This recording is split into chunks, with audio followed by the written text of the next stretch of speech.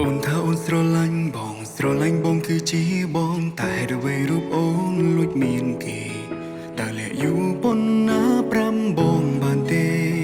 ឲ្យបងបានអងចិនអូនថាវាមិនពិនទេអូនមិនបានស្រឡាញ់គេគ្រប់យ៉ាងគឺមិនដូចអូនគិតរាប់អានគ្នាធម្មតាគេនោះត្រឹមជាមិនហើយអ្វីបងមិនជឿចិនអូន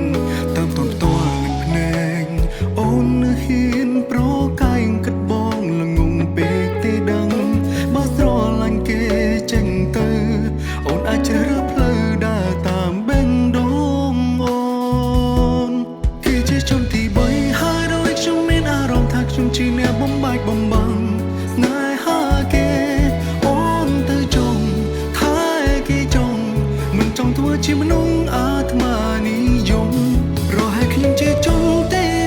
តាំងពីដំបូងគ្រាន់តែមិនទាន់ដឹងខ្លួនគេអាចនឹងយកខ្ញុំស្អំបេះដូងស្អំបេះដូងដែលកំពុង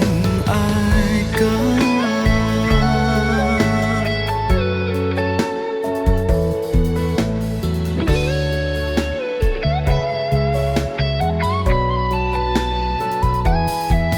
តាមតនតល់នឹងភ្នែកអូននៅហ៊ានប្រកាយគិតបងល្ងងពេកទេដឹងបើស្រឡាញ់គេចេញទៅ